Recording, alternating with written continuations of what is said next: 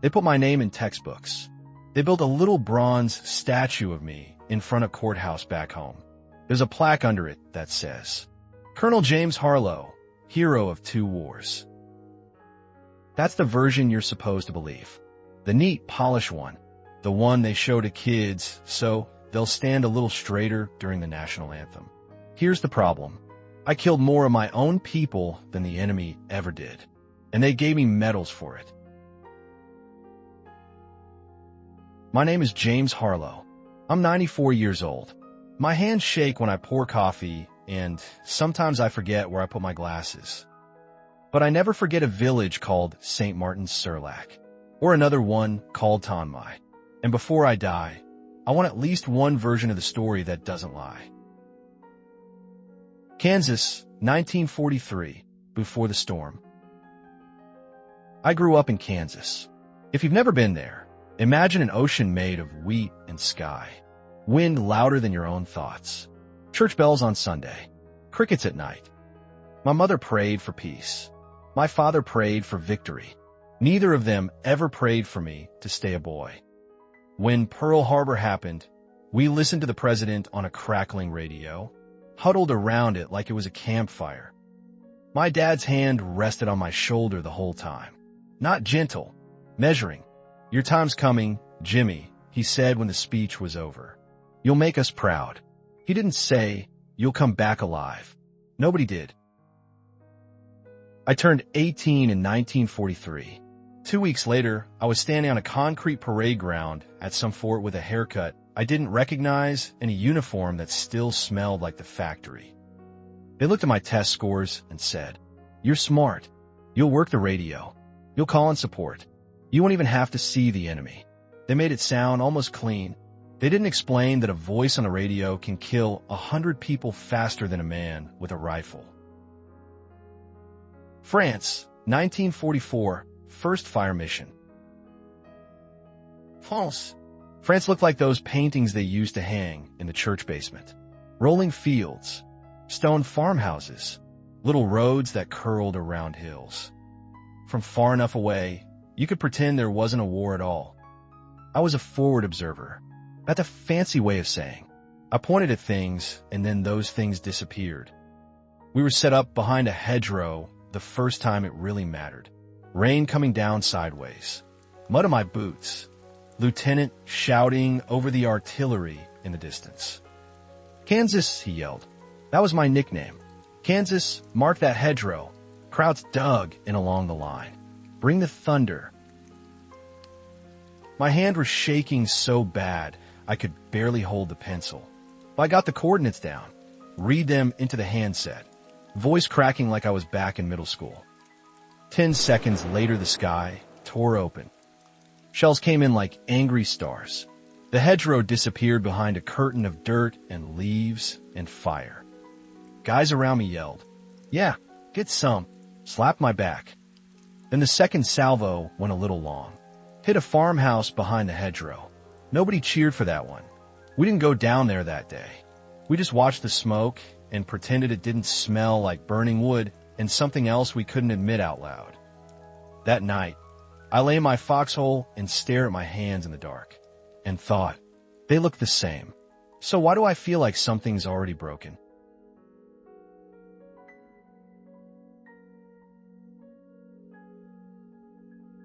A few weeks later, I met the village that would haunt the rest of my life. On the map, it was just a name, St. Martin-sur-Lac. Tiny little word, tiny little dot. Intel said German armor was there. Panzer unit refueling and regrouping, the major told us. If we don't smash them tonight, they'll smash us tomorrow. He tapped the map. Then he looked at me. Erase it, Harlow. You do this right, and you'll save a lot of American boys. I stared at that little circle, at the grainy aerial photo beside it. Stone church, cluster of houses, something that looked suspiciously like a schoolyard. Sir, I said, are we sure there are no civilians left? He didn't even look up from his coffee. Son, if they're still there, they picked the wrong side of history. I wish I could tell you, I threw the radio at his head, that I told him to go to hell, that I walked away and let someone else carry it. I didn't. I read off the coordinates. Clearly, professionally, like a good soldier. And somewhere over the horizon, a battery of guns turned that village into a lesson I never stopped learning from. Walking the ruins. We went into St. Martin the next morning. The word they used was secure. That's not what it looked like. The church tower was gone, just snapped, stones scattered like broken teeth. Houses were roofless boxes filled with black. The air tasted like wet ash at the back of my throat. We stepped over pieces of lives that didn't exist anymore. No tanks, no armor, no refueling Panzer column. Just people.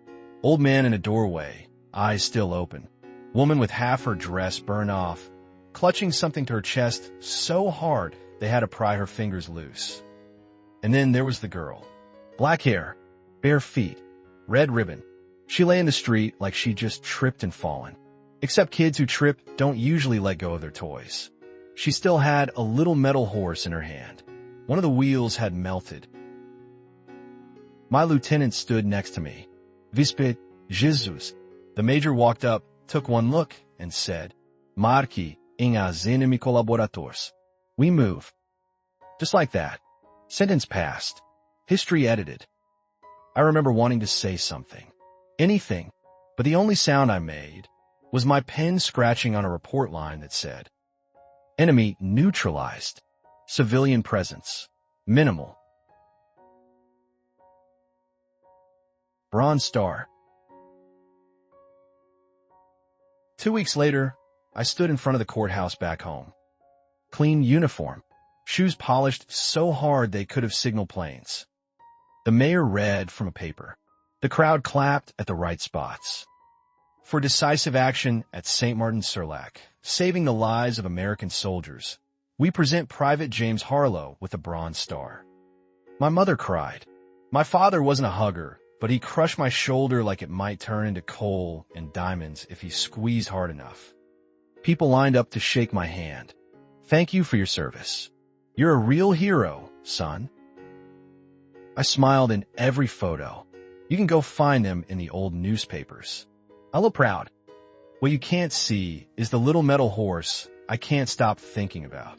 Or the way every time someone said hero, my brain translated it into something uglier.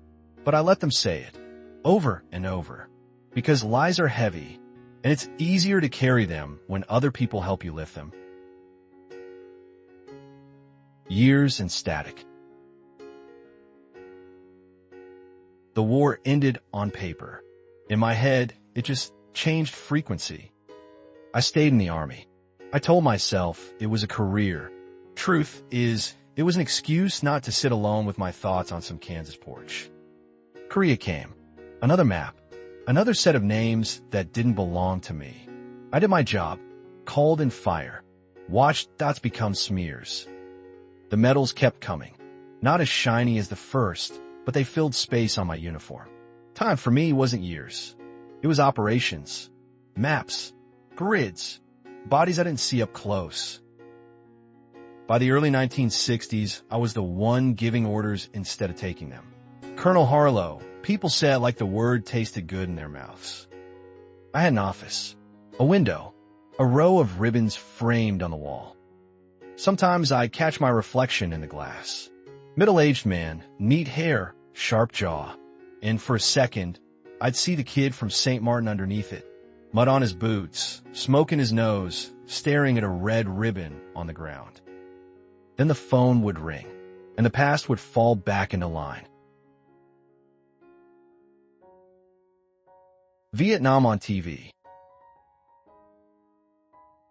The first time I saw Vietnam, it wasn't in person.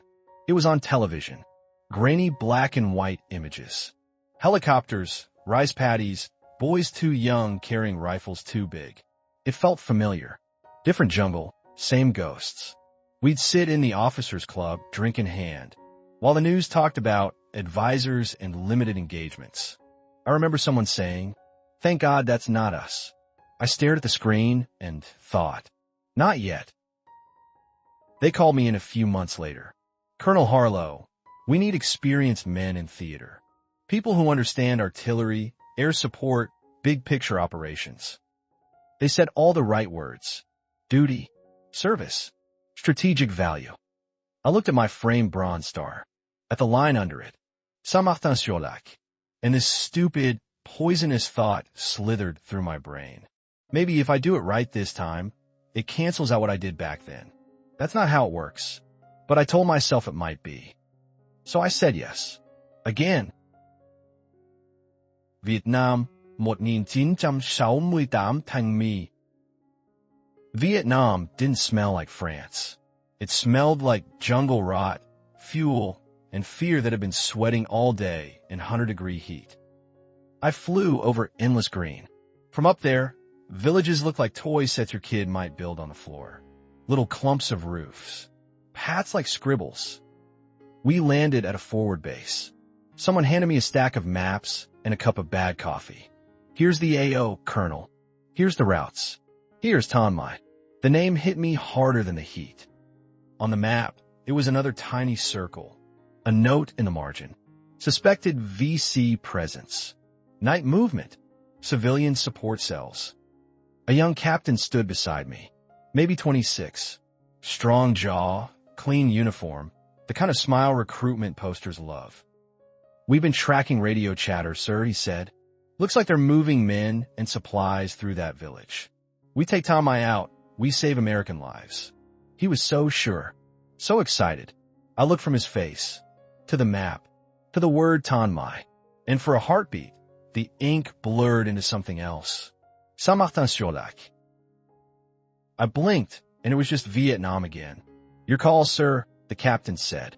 And I heard myself say the same words my major said to me in 44, just rearranged inside my skull. Erase it again. I asked for intel, photos, intercepts, anything that would make this feel less like rolling the same loaded dice. They laid it all out. Grainy pictures of figures on trails, transcripts of half-caught conversations, signal arrows drawn with so much confidence the paper almost bled. Sir, the captain said, we him now, we save our guys later. It's that simple. I wanted to tell him it's never that simple. That behind every enemy stronghold, there might be a little girl with something bright in her hair and a toy in her hand. Instead, I just stared at the map. He waited. Other officers drifted closer, feeling the moment. I could feel the weight of my medals back home, even though I wasn't wearing them. Finally, I nodded. Task the gunships, I said. Prep the jets. We take Ton Mai off the board. He grinned. Hell yes, sir. The word that ran through my head wasn't yes. It was again. Fire from the sky. That evening, the sky over Ton Mai lit up. Gunships came in low, their rotors chopping the air into pieces.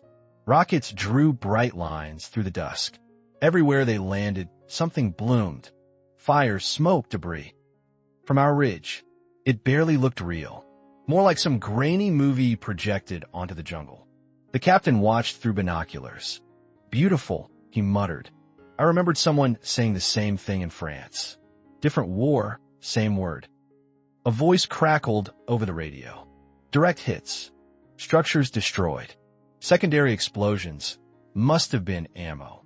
Nice work, over. Around me, a couple of guys fist bumped. Someone clapped me on the shoulder. I kept my eyes on the village, or what was left of it under all that rising smoke. I knew what I'd see in the morning, even before we went down there. I knew, and I did it anyway.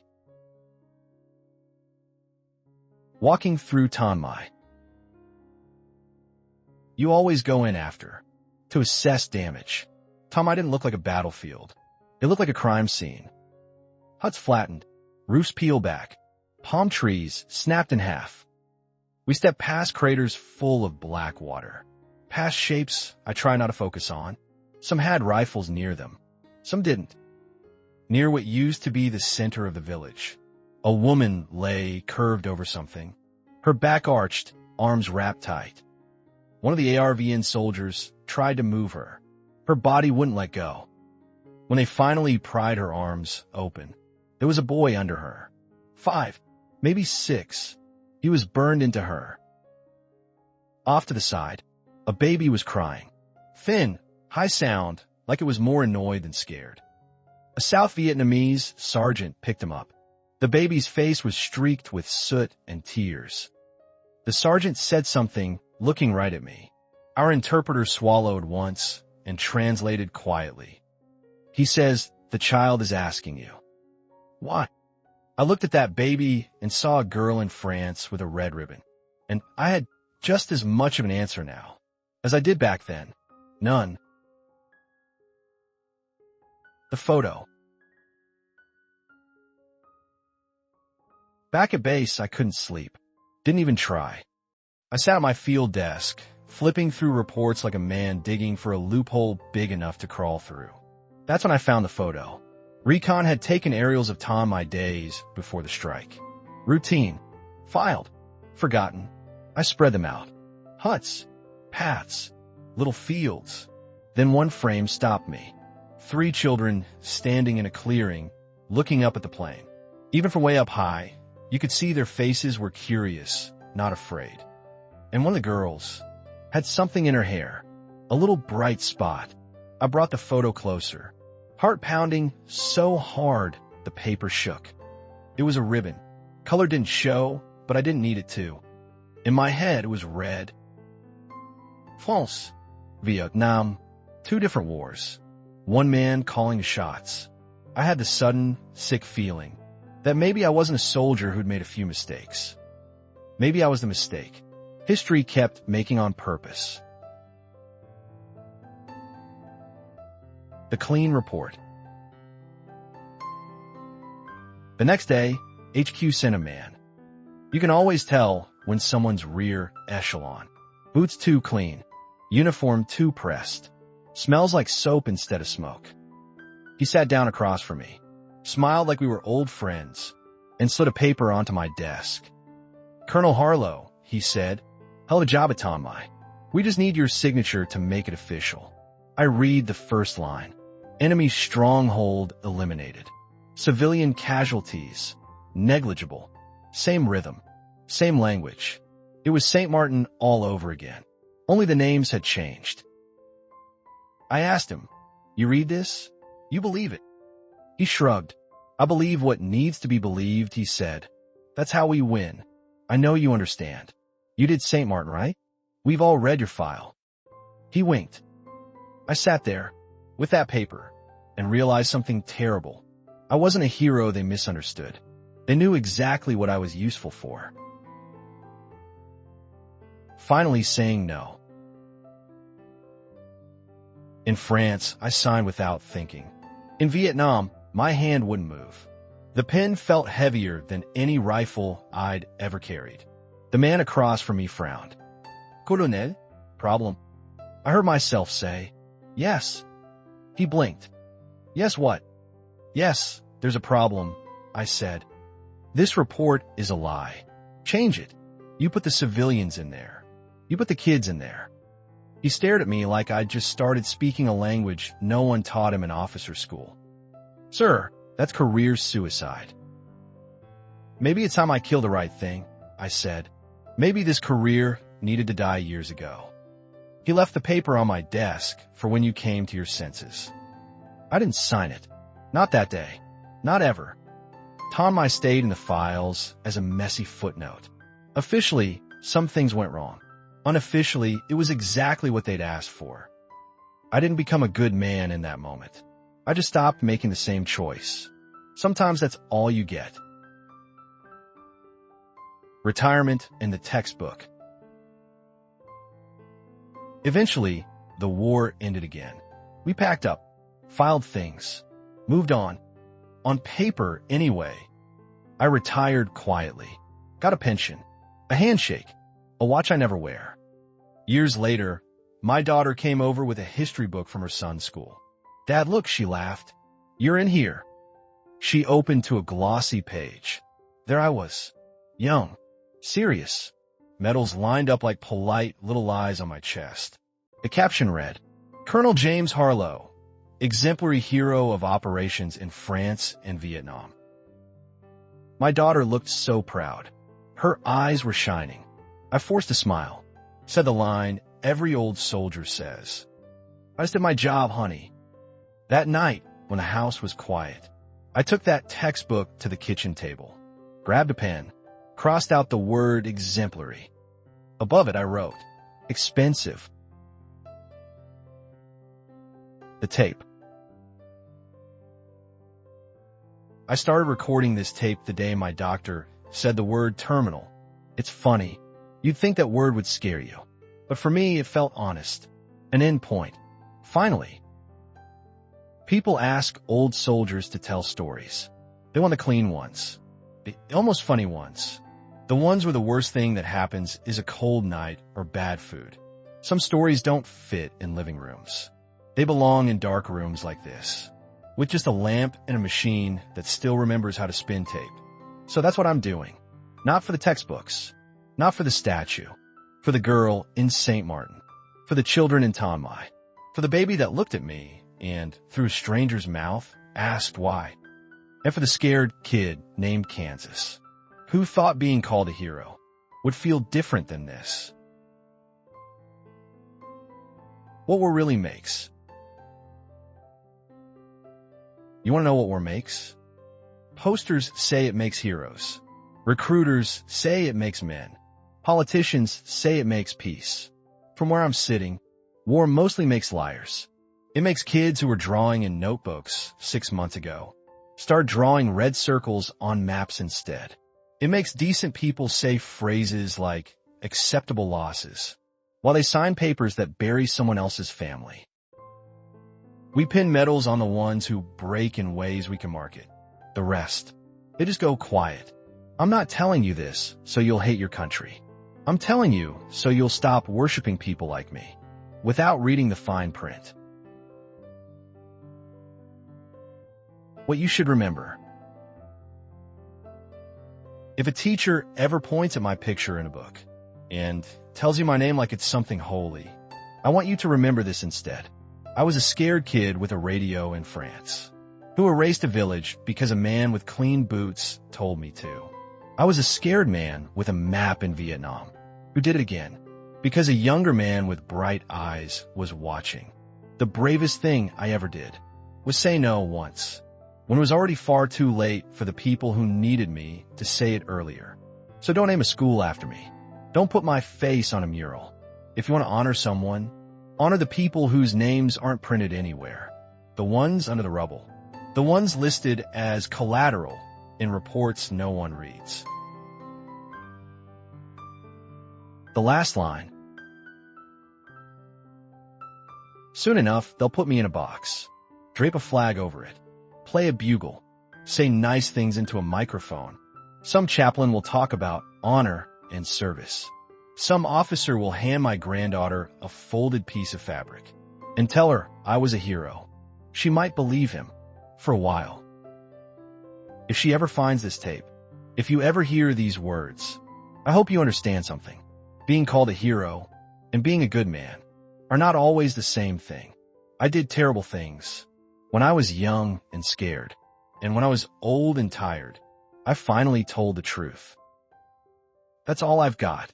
End of tape.